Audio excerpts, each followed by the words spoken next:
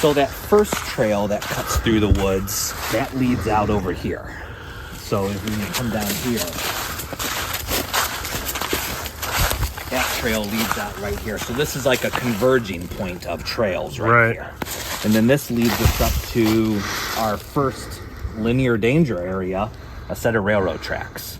So as you come up to an area like this, it's always, you want to make sure in order to cross this, depending upon how many of you there are, obviously the more people you are, the better you can secure the near side and the far side of it.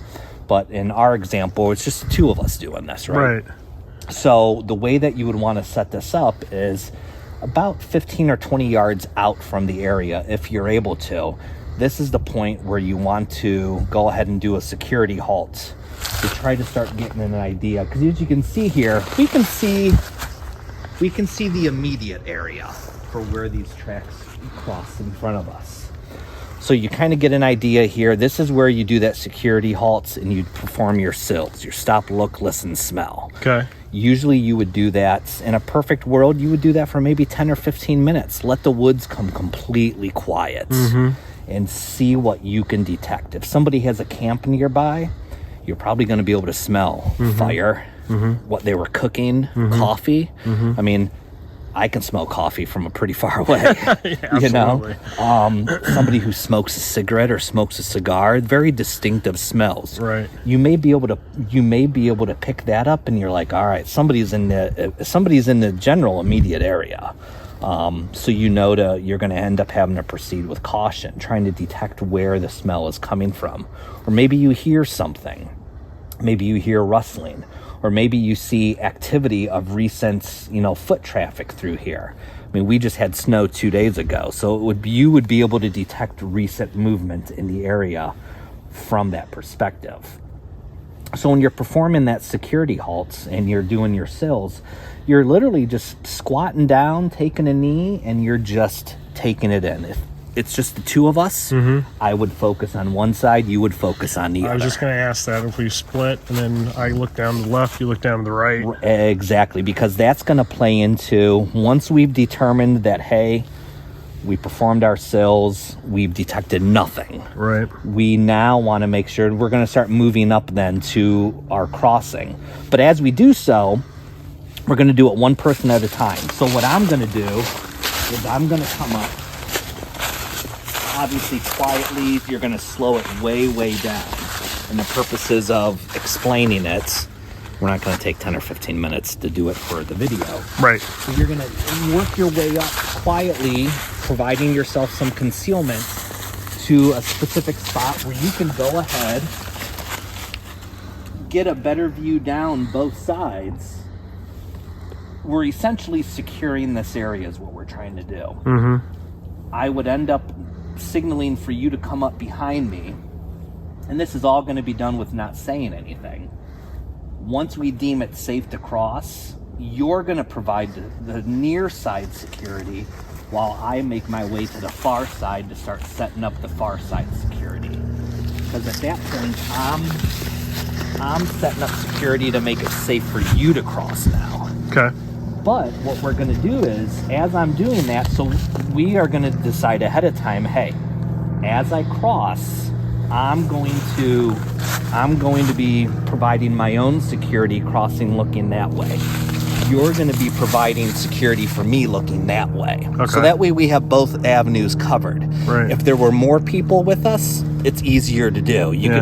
Then the person crossing doesn't have to worry about providing their own security then. The smaller the team, the harder it is, plain and simple.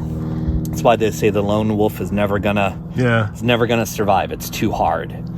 Then once I get to that side, set up security, deem it safe for you to cross, I'm gonna signal for you to cross, providing, once again, I'm going to provide security down the same side. You're gonna provide your own as you work your way across. Okay. So as I come out of this concealment, I've deemed that we've secured this side and it's good for me to cross. I'm going to go ahead, and you want to be quiet about it, but quick. So it's literally, you deemed it safe. Now you're going to go ahead and quietly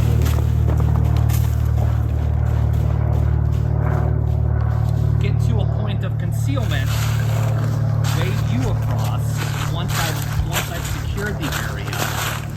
wave you across while you're providing your own security as well down one side. You're gonna come meet me and go beyond me. Because then you're gonna set up the far security. I'm gonna meet you and we're gonna do sills again. So we're leapfrogging, basically. Yes. So now we're gonna do stop, look, listen, smell for another 10 or 15 minutes because maybe we alerted somebody from our crossing. Okay. Another 10 or 15 minutes go by, we've deemed it, we're clear, we can continue on with our patrol. Now, in a case like this, when you look down both sides, you can see a long ways, right? Yep. Like, there is not a good area to cross. No. You are in full view. In a perfect world, especially if you're at a turn, you know, we're at a radius of a road, or maybe the railroad tracks makes a bend here. You would want to cross at that shortest parts, because then that's the shortest visual folks would have of you who are set up. So that would be the tighter the area, the more secure you can make it. Okay. Does that make sense? Total sense, yeah. All right. Well, clues to look through there. Okay. But now that we've come across, Right. you and I are wearing two completely different kinds of boots, right? So we're going to have two different kinds of tread patterns on our boots. So somebody coming through here tracking, I mean, we have some nice footprints here, right? You can tell, like, here's one. Yep. But look at the one over to the right, up above it. That's a separate boot. That's a different boot. So now, you know, if you're coming through here, and let's say you and I were coming through on our patrol, and we've come upon those footprints. We know, okay, 1, 2. There's 2 people who have been through here since the snow has fallen in the last 2 days. Right.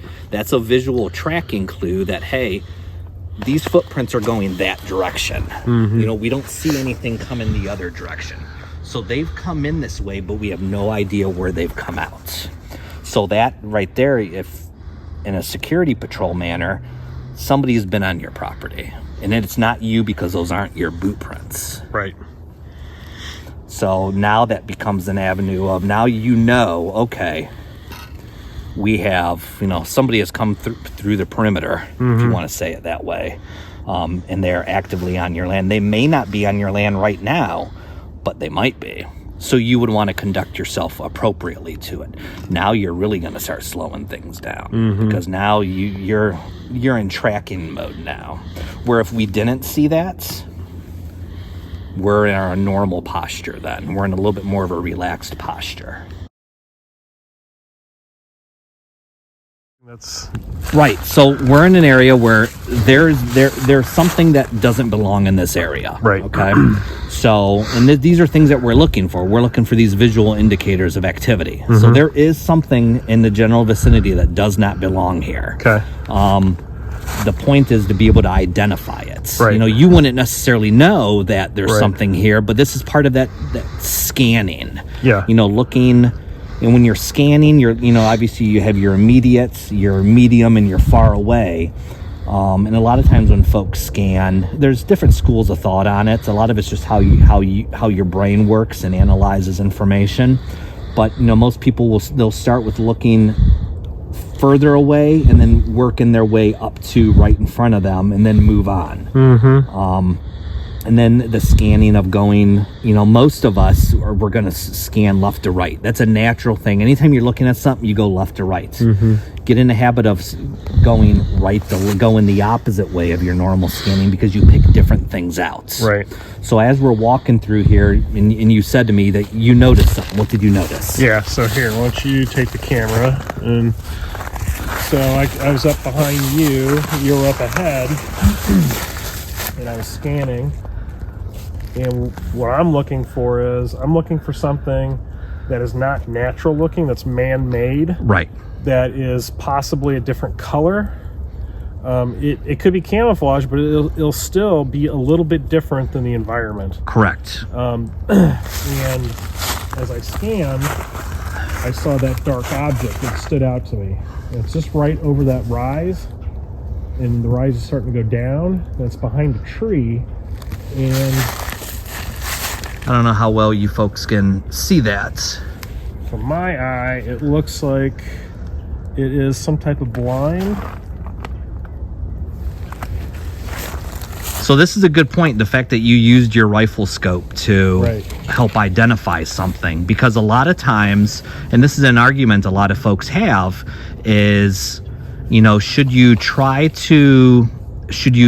rely on only your rifle scope for point of identification, or should you carry a set of binoculars or a monocular? You know, what would be that ideal setup? Obviously, we're in a heavily wooded environment, so magnification wise, you're only going to be able to see so far. But from a security perspective, to be able to, even from, I don't know, how far away are we from that, 30 yards? Yeah.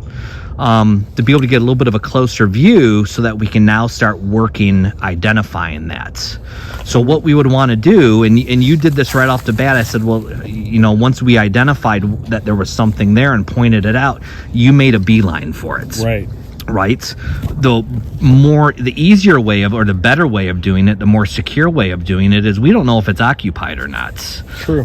We could set up we could do a little bit of a halt here and stop, look, listen, smell, and see if we can pick anything out, you know, have concealment, see if, you know, hopefully we haven't been identified by then. That would suck to get rolled up right off the bat. But wait it out, see if you hear anything, see anything, smell anything, and then start working a 360 degree around it. Come around it instead of making a beeline for it, and then slowly close in on it. Right. That would be the better, all the while looking for any kind of tripwires, booby traps. All right, so that's the object we've circled around, right? Right. So this is a perfect case where, so we see this off in the distance, but we're not able to determine whether it's something that's actively being used or how long it's been here. But now that we've done a 360 around the area to help kind of get more of a lay of the land and see what else there might be, are there tracks coming and going from it? You know, what else is there? What other indicators are there? Now that we've determined it's safe to come up upon it, we look at it, it's obviously old. This has been here a long time. Right. At least, I mean, it's collapsed, there's snow on it, no one's climbing in and out of there. That is an old blind. So that so obviously somebody has been here, but it's been a while. Yeah, there's no fresh tracks leading to it. No. At all. And like you said, it's collapsed. Well, and if any, you know, if you the decision to be made is, do you need the resources? Do you collect it and for evidence, or do you leave it so that they don't know that you are in the area? Right. So do you set up a deterrent? Do you set up signs?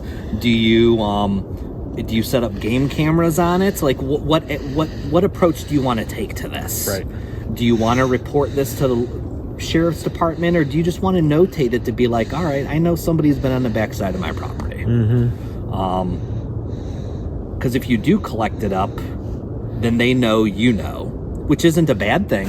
No. Because that is, when we were talking about different types of patrols, you know, that's a show of force of saying, hey, I'm here and I know you've been here. That is if they come back. Yep. So that could definitely be a deterrent to somebody to say, oh crap, like somebody got my stuff.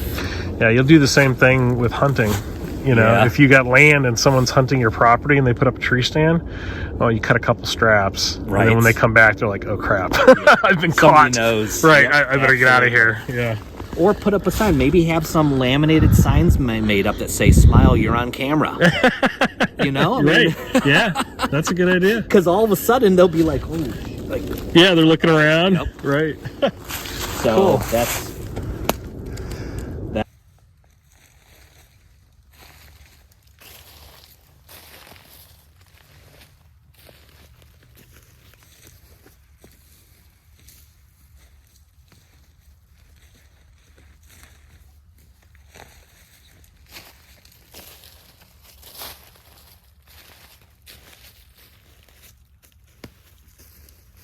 Yeah. Gotcha.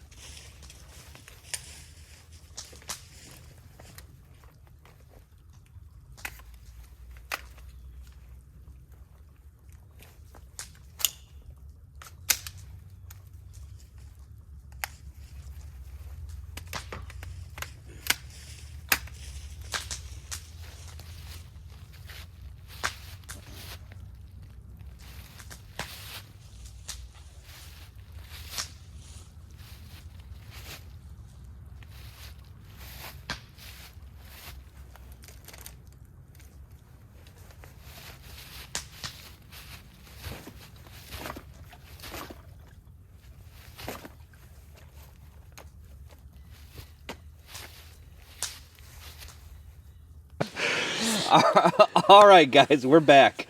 We excuse you have to excuse the laughing. We literally sat down to do this, and Wendell just goes, "Oh, my back!" Like we had a long day out in the field, and it was really good. I think Yes. we both really enjoyed ourselves, Absolutely. and I think we achieved our goal of the idea was the mission profile was in a normal time like we are now was really about patrolling two edges of the property that would be common areas for possible poaching to happen Right. or to occur. So it was kind of the idea was to go and try to see if we could identify anything that was out of place, something that wouldn't belong. Right. Tracking, looking for footprints, obviously lots of animal footprints. Yep. Things like that based on the information that we had available to us from the property owner. And we talked about the pros and cons of walking on trails and then walking off of trails from a patrolling perspective, crossing linear danger areas. Times when and you'll see in the video where we see something that's out of place that shouldn't be there, and the pros and cons of approaching it directly or working our way around it to make sure that the area is safe to further investigate it. Things like that. So that was really and then we were on trail for a while. We went off trail for quite a while. Yep. And really, we used a lot of dead reckoning for navigation, used a lot of dead reckoning, used a lot of terrain association for finding our way around. Like literally, we looked at the map real quick before we even left camp. But that was the last time we looked at it. Right. I think a lot of that is not just familiarity with the property, but also just knowing what to pay attention to as far as navigation goes. It all comes back to, I know you guys hear me preach it a lot, all about doing your area studies. Like that's a biggie. Just becoming familiar with your area so that you don't need to necessarily reference a map while you're going. What was the highlight for you? Or maybe what was the surprise, or what was something that you learned that you didn't expect? Right. What do you think? Well, definitely the linear danger area is something I've never done before, so that was a big learning experience. That was cool. I liked hearing about that. It all made sense. The way you explained it was very basic for me. Cool. I could pick up on it easily. The one thing where you had me look and find the one thing that was out of place, right? And I was able to find it pretty quickly. But what was interesting was my experience was like, oh, I better go over there and see what's up. And you're like, whoa, we need to do a circle around to make sure that it's safe. And it's like, I didn't even think about that. So that was a big learning experience. Cool. It's like, you need to think about the potential dangers when you find stuff you don't know. Right. So you don't want to act in haste on it. Right. You need to have that mindset of, okay, hold up a second. Let's dissect this now. And what's the next step to do this, to make sure we're safe doing it, or to at least to minimize any danger that there could be, because there very well could be. Sure. So that's awesome. Very cool. All right, guys, that's it. Yep. Yeah. Thank you. Awesome. Later. Oh, that was good. That was very good. Yeah.